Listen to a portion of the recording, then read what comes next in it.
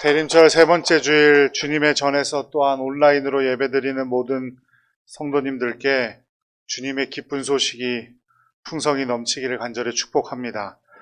우리는 12월 달 들어서 계속해서 사울 왕이 죽은 후 다윗 왕이 통일 이스라엘의 왕이 되기 전까지 그 되기까지의 모습을 살펴보면서 우리의 삶에 부어주신 놀라운 은혜에 대해서 함께 살펴보고 있습니다. 오늘 본문은 드디어 다윗 왕이 통일 이스라엘의 왕이 되는 장면이죠.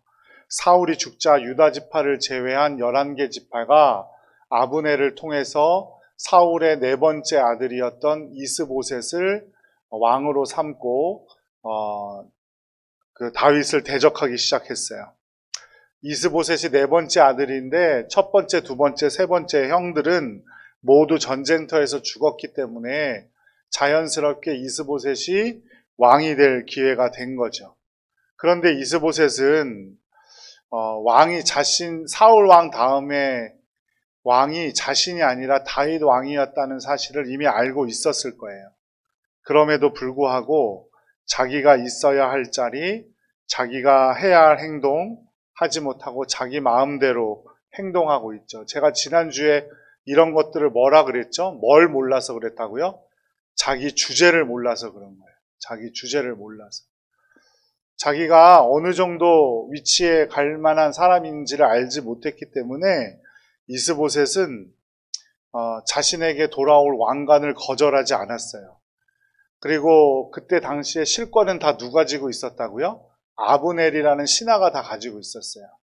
그럼에도 불구하고 그 왕 한번 해보려고 하는 마음 때문에 자기가 있어야 할 자리를 몰랐어요. 자기의 주제를 까마득히 잊었고 그 바람에 이스보셋은 한 나라의 왕자로서 누릴 권위와 권세가 있었을 텐데 그건 누리지 못하고 배신자들에게 의해서 죽임을 당하고 맙니다. 자기가 있어야 할 자리를 찾지 못해가지고 왕은 되었을지 모르지만 왕다운 인생을 살지 못하고 오히려 자기의 신하인 아브넬의 종처럼 살다가 살해당한 거예요. 받은 은혜를 자기가 왕자라는 그 받은 은혜를 누리기는커녕 신하 아브넬의 종처럼 살다가 죽은 거죠. 우리에게도 이처럼 받은 은혜를 누리는 것을 방해하는 것들이 있어요. 그게 무엇이냐면 바로 돈, 권력, 직장, 외모, 학벌 같은 것들이죠. 이런 것들이 나에게 있으면 그것이 큰 은혜를 누리는 것이라고 무작정 착각하기도 하고 받은 은혜를 누리는 것을 방해하기도 합니다. 그러니까 이런 것들이 있으면 내가 잘 될 거라고 생각하니까 내 인생의 주인은 누구라고 생각하는 거예요? 자기 자신이 내 인생의 주인이고 내 인생의 왕은 나라고 생각하며 살아가는 거죠. 하지만 사실은 스스로 왕이라고는 하지만 왕다운 인생은 한 번도 살지 못하고 돈과 학벌과 명예의 노예로 살다가 인생을 마치게 되는 겁니다.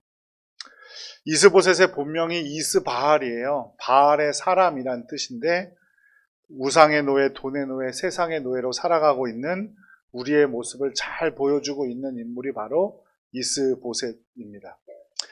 이스보셋이 원래 있어야 할 곳은 그 11개 지파의 왕의 자리가 아니라 그 왕자에서 내려와서 다윗 왕께 가는 거였겠죠. 그리고 11개 지파 모두를 다윗 왕에게 다스리게 해달라고 바치는 거였을 거예요. 자기가 다윗 왕과 동등됨을 취할 것이 아니라 다윗 왕에게 절하는 자리, 다윗 왕을 섬겨야 할 자리에 있어야 함에도 불구하고 이스보셋은 그렇지 못했어요. 우리도 마찬가지 그렇게 인생을 살아가고 있는 건 아닌지 모르겠습니다. 하나님의 자녀로, 하나님의 백성으로 그렇게 살아가야 함에도 불구하고 내 자리를 돈에게 내어주고 학벌에게 내어주고 또 명예 같은 것들에 내어주며 살아가고 있진 않은지, 또 그거를 내가 다 컨트롤할 수 있다고 생각하지만 결국 어떻게 돼요? 그것들의 노예가 되어 살아가고 있진 않은지 우리의 삶을 좀 돌아보아야 할 필요가 있습니다. 그런데 자꾸 내가 왕처럼 생각하고 내가 내 인생의 주인이라고 생각하니까 예수 그리스도의 통치가 내 삶에 이루어지지 않는 겁니다. 자꾸 예수님을 반역하게 되고 예수님을 대적하게 돼요. 그러니 그 어디에 예수님의 은혜가 내 삶 속에 있을 수 있겠습니까? 그리고 내 스스로도 잘할 수 있다고 생각해요. 내가 노력하면 잘 될 수 있을 거라고 생각합니다. 그러니까 예수님의 은혜를 찾지 않게 되죠. 그러니까 점점 예수님과 멀어지는 삶을 살아가게 되는 겁니다. 이스보셋이 만일 다윗에게 항복을 했다면 어떤 일이 벌어졌을까요? 다윗이 이스보셋을 사울의 아들이니까 죽였을까요? 여태까지 살펴본 다윗의 모습을 보면 다윗은 그렇지 않았을 거예요. 이스보셋을 극진히 대접하고 왕자로서의 권세보다 더 큰 권세를 누릴 수 있게 해 주었을 것입니다. 그것을 잘 보여주는 이야기가 요나단의 아들 무비보셋의 이야기죠. 요나단의 아들 무비보셋이 있었는데 나이 5살에 할아버지 사울과 아버지 요나단이 죽었다는 소식을 듣고 유모와 피신하던 중 유모가 땅에 떨어뜨려 버려요. 이 아이를. 그래서 다리에 장애를 입게 되었습니다.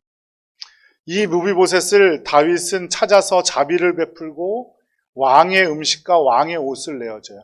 왕의 음식과 왕의 옷을 내어주었다는 건 어떤 의미예요? 내가 너를 왕처럼 여기겠다 이 말이에요.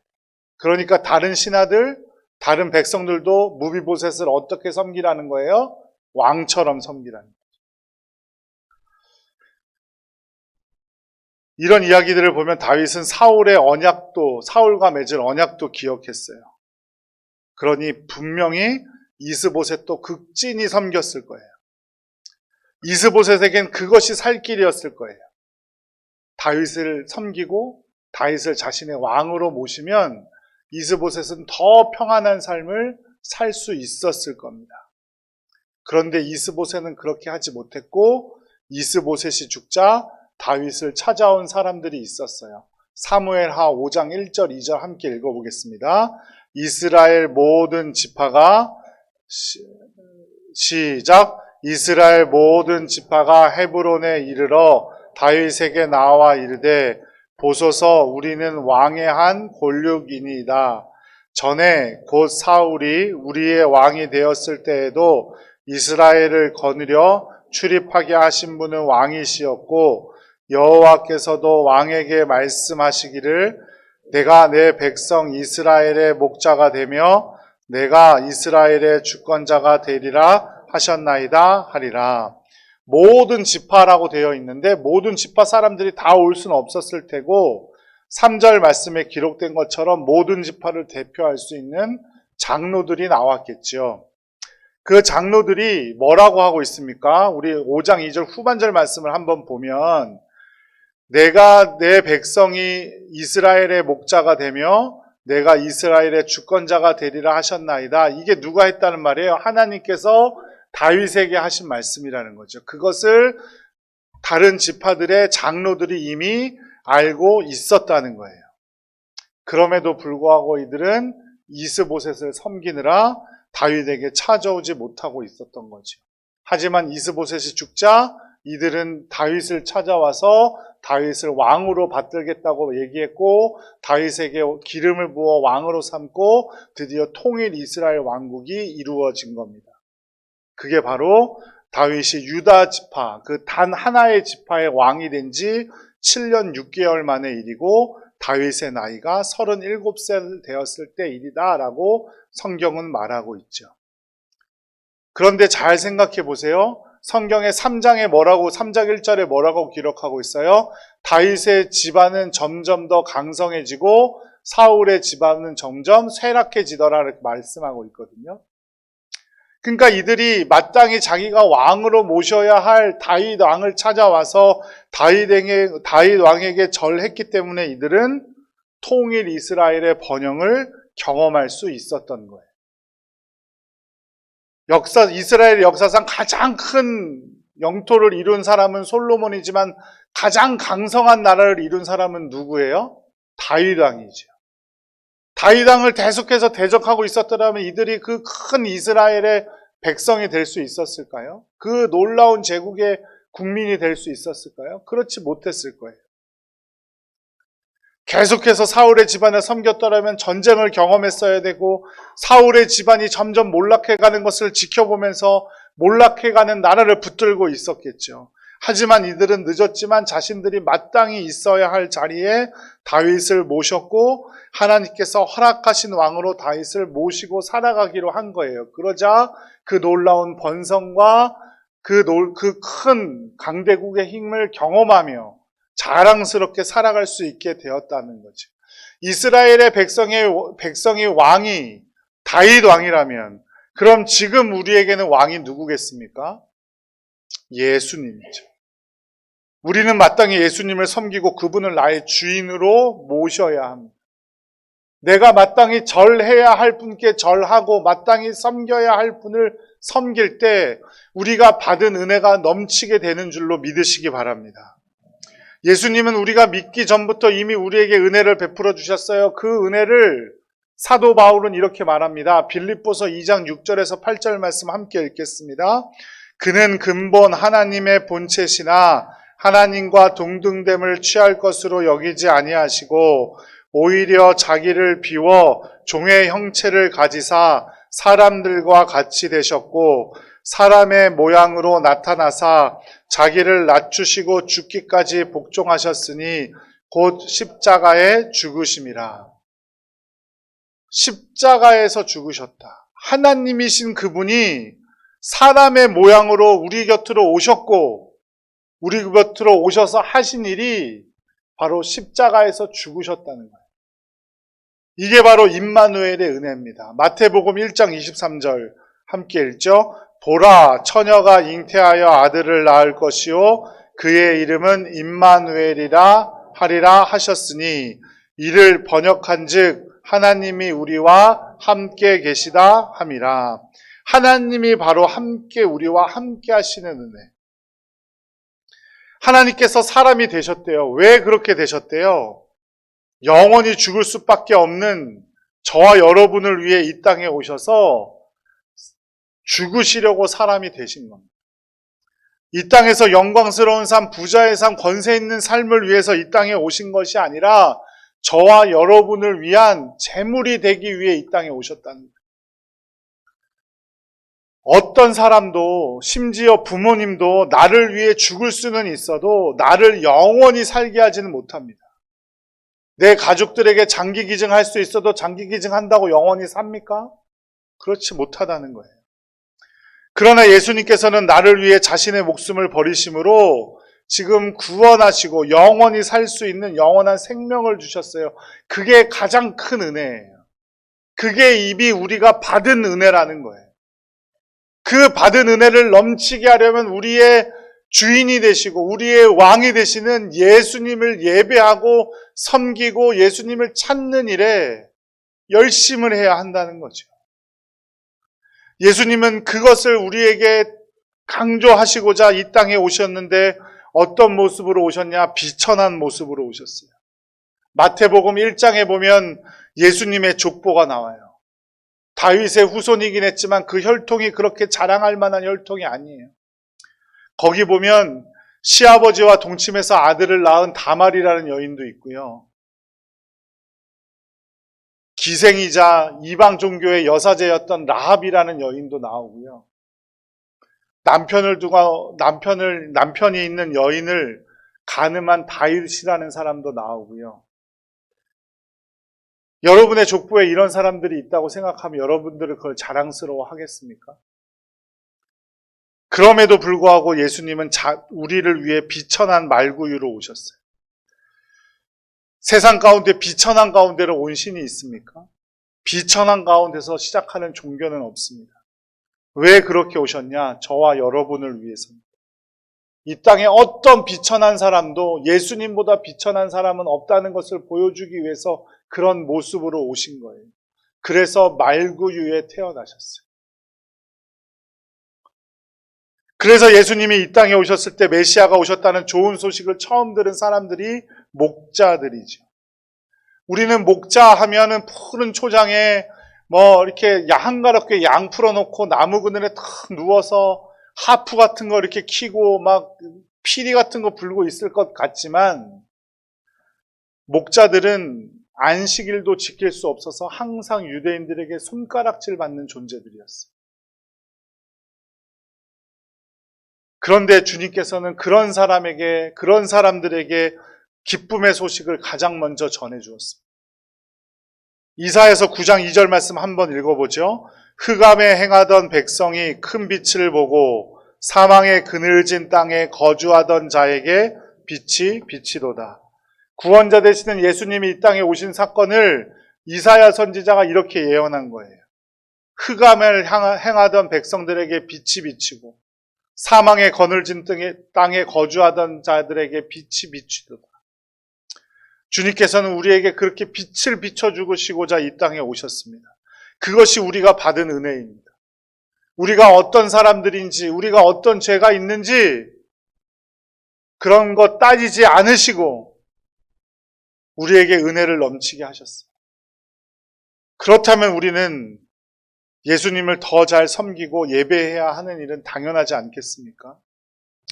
이스보셋이 살 길은 뭐였어요? 자신이 쓰고 있던 왕관을 마땅히 써야 할 다윗 왕에게 바치는 것이 이스보셋의 할 일이었다면 지금 우리는 받은 은혜를 넘치게 하기 위해서는 마땅히 우리의 예배의 대상이 되시고 우리의 왕이 되시는 우리 주님께 최선을 다해 예배하는 일입니다. 그분께 기도하고 무릎 꿇고 더 예배하는 마음으로 살아야 합니다. 그런데 내가 왕이 돼서 내 뜻대로 살려고 하니까 받은 은혜를 누리기는커녕 그 은혜들은 까먹고 점점 더 멀어지게 하는 거예요. 내 생명을 영원한 생명으로 만들어주는 그 은혜보다 더 큰 은혜가 어디 있단 말입니다. 우리 부모님도 나에게 해줄 수 없는 일을 해주신 분이 있어요. 그 은혜를 더 넘치게 하기 위해선 우리는 마땅히 절해야 할 분께 절해야 하고 마땅히 섬길 분께 섬겨야 하고 마땅히 예배드려야 할 분께 예배드려야 한다는 사실입니다. 오직 주님을 예배하는데 최우선순위를 두는 여러분들이 되시기를 간절히 축복합니다. 시간이 남아서 예배드리는 것 아니고 취미생활로 예배드리는 것 아닙니다. 시간을 구별할 때 제일 먼저 결정해야 하는 것이 바로 예배이죠. 주일 오전 11시 혹은 오전 9시 이미 주님과 약속되어 있는 시간입니다. 수요일, 금요일 새벽 기도 말할 것도 없고요. 이제 다가오는 2025년에 정말 간절한 마음으로 예배에 최선을 다하는 성도님들 되시기를 간절히 축복합니다. 지난 우리 11월 한 달 동안 감사 노트를 작성하시다가 마신 분도 있고 완성해서 내신 분도 있는데 그 중에 우리 전병성 권사님 며느리가 되는 우리 마리아 파우 성도가 있잖아요. 우리 스페인 바르셀로나에서 온 우리 귀한 자매인데 감사 노트를 완성해서 제일 먼저 냈어요. 그분의 글을 제가 한번 읽어봐 드릴게요. 이미 허락 다 받았어요. 근데 오늘 있었으면 더 좋았을 텐데 오늘 가족 이렇게 좀 중요한 행사가 있어서 오늘 간다고 말은 했어요. 제가 한번 읽어봐 드릴게요. 종종 우리는 우리의 성취가 노력의 결과라고 생각해요. 그러나 다른 사람의 지원, 예상치 못한 기회 또는 영감의 순간과 같이 우리의 길에 영향을 미치는 통제할 수 없는 요소가 있음을 알 수 있어요. 이는 우리 삶에 나타난 하나님의 은혜라고 하는 것이죠. 감사와 믿음의 연결은 필수적이에요. 믿음은 우리가 어려움 속에서도 목적을 볼 수 있도록 도와주고 감사는 살아가는 매 순간의 가치를 인식하는 행동이 됩니다. 여기까지 스페인에서 온 처자가 띄엄띄엄 한글을 어떻게 썼는지는 잘 모르겠어요. 번역기를 돌렸는지 요새 어학당을 열심히 다니고 있거든요. 그러니까 어학당에서 선생님께 물어서 썼는지는 모르겠지만 한 글자 한 글자 이렇게 쓴 거예요. 믿음으로 우리에게 은혜 베푸시는 하나님을 예배하고 감사로 영광 돌리는 성도들이 되시기를 축복합니다. 저는 이 부분이 제일 마음에 와 닿았어요. 우리의 길에 영향을 미치는 통제할 수 없는 요소가 있음을 알 수 있어요. 그것이 바로 하나님의 은혜입니다. 내가 어떻게 할 수 없는, 내가 통제할 수 없는 요소. 그것이 하나님의 은혜임을 믿고 그 하나님의 은혜를 넘치게 하기 위해서 더 주님을 예배하고 섬기는 여러분들 되시기를 간절히 축복합니다. 두 번째는 받은 은혜가 넘치게 하기 위해서는 내가 스스로 내 인생의 왕노릇하려고 했던 것을 회개해야 합니다. 회개는 내가 졌다는 고백이 아니라 더 큰 은혜를 부어달라는 하나님께 간구입니다. 회개했다는 것은 내가 실패했다는 것이 아니라 이제는 예수님의 길로 축복의 길로 걷겠다는 선언이죠. 회개해야 내 마음을 가득 채우고 있었던 죄악들이 덜어지고 그 빈 자리에 주님의 놀라운 은혜를 채울 수 있음을 꼭 기억하시기 바랍니다. 그러니 회개하는 것을 두려워하지 마시기 바라요. 언제나 주님은 회개할 때 용서해 주시고 우리에게 더 큰 은혜를 부어주실 줄로 믿습니다. 다윗 왕도 완벽한 왕이 아니었죠. 충신의 아내를 간음하고 그 사실을 숨기고자 그 여인의 남편인 자신의 충신을 죽이기까지 한 사람입니다. 그럼에도 불구하고 다윗이 인정받는 이유는 무엇입니까? 하나님께서 나단 선지자를 보내서 그 죄를 지적했을 때 한치의 망설임도 없이 회개했기 때문이에요. 다윗이 이 사건을 경험하고 지은 시편이 바로 시편 51편입니다. 오늘 집에 돌아가시거든 저녁에 시편 51편을 꼭 한번 읽어보세요. 시편 51편 꼼꼼히 천천히 읽는데 5분도 걸리지 않을 거예요. 그 시편 51편에 보면 다윗은 주님의 자비와 용서하심에 대해서 확신하고 있어요. 내가 잘못한 건 맞고 내가 잘못했지만 주님께 기도했으므로 나는 용서함을 받을 것이라는 확신을 가지고 기도하고 있습니다. 하나님의 진노를 두려워해서 회개하지 않는 어리석음을 저지르지 않기를 바랍니다. 우리 분명히 회개할 때, 용서를 구할 때 주님께서는 우리를 용서하시고 또한 우리가 다시는 그 죄를 짓지 않을 힘도 우리에게 부어주실 줄로 믿습니다. 회개함으로 자비를 구하고 우리 안에 자비가 넘칠 때 그것이 우리에게 주신 영원한 생명과 은혜를 누리는 길임을 꼭 기억하시기 바랍니다. 마지막으로 우리가 받은 은혜를 넘치게 하기 위해서는 은혜를 흘려보낼 줄 알아야 합니다. 제가 여러 번 말씀드렸는데 우리가 은혜의 종착역이 되어서는 안 됩니다. 흘려보낼 수 있어야 돼요. 우리가 받은 은혜가 다시 다른 곳으로 흘러가는 우리는 은혜의 간이역이 되어야 돼요. 다윗은 사울에게 절대 원수를 갚지 않았습니다. 사무엘하 4장 말씀에 보면 다윗을 대적하던 이스보셋 왕을 죽이고 목을 베어서 다윗 왕에게 찾아온 사람들이 있었어요. 네갑과 바하나라는 사람이. 이 사람들은 그렇게 찾아왔을 때 다윗 왕이 자기에게 큰 상을 줄 거라고 착각을 했습니다. 그러나 다윗 왕은 네갑과 바하나를 오히려 죽여버렸어요. 다윗은 어떻게 해서든 자기에게 찾아오는 모든 사람들에게 선대하려고 노력했고 참고 공의롭게 행동했습니다. 우리에게도 이런 은혜가 필요한 줄로 믿습니다. 내가 아무리 악한 일을 했더라도 용서함 받았다는 사실을 믿는다면 나도 그 은혜를 베풀 수 있어야 합니다. 다윗은 이렇게 자신에게 베풀어 주신 하나님의 은혜를 믿었고 그 은혜를 귀하게 여겼기 때문에 마땅히 섬겨야 할 하나님을 섬기고 또 자신의 잘못도 바로 회개할 수 있었고 또 은혜를 베풀어 지금까지도 칭송받는 왕이 될 수 있었던 겁니다. 사랑하는 여러분, 우리가 믿기도 전에 우리를 먼저 선택하신 예수 그리스도의 놀라운 은혜로 영원한 생명을 받은 사람들인 줄로 믿습니다. 그 은총에 머물지 말고 더 큰 하늘의 복과 신령한 하늘의 복, 또 땅에 기름진 것으로 주님께 받는 여러분들 되시기를 간절히 축복합니다. 그러기 위해서는요, 여러분 정말로 최선을 다해서 예배 드리셔야 합니다. 여러분의 삶을 예배로 채워가셔야 합니다. 마땅히 우리의 찬양받으시기에 합당한 예수님을 찬양하는 삶을 살아가야 합니다.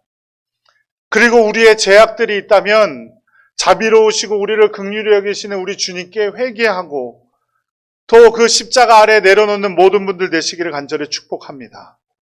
그리고 마지막으로 받은 은혜를 계속해서 흘려보낼 수 있는 여러분들 되시기를 바랍니다. 우리가 움켜쥐고 있으면 손에 쥔 건 이 두 주먹에 있는 것 뿐이지만 우리의 손바닥을 펴서 계속해서 흘려보내면 이 모든 것이 우리 손 위에 놓이게 된다는 사실을 꼭 기억하시기 바랍니다. 우리 주님께서는 분명히 우리 모든 성도들에게 더 큰 은혜와 이 땅에서 놀라운 기름진 것들도 허락하여 주실 줄로 믿습니다. 그 놀라운 은혜를 기억하며 살아가는 성도들, 받은 은혜를 어떻게 하면 넘치게 할 수 있을까 사모하며 살아가는 우리 모든 동산교회 성도들 되시기를 간절히 축복합니다. 기도하겠습니다.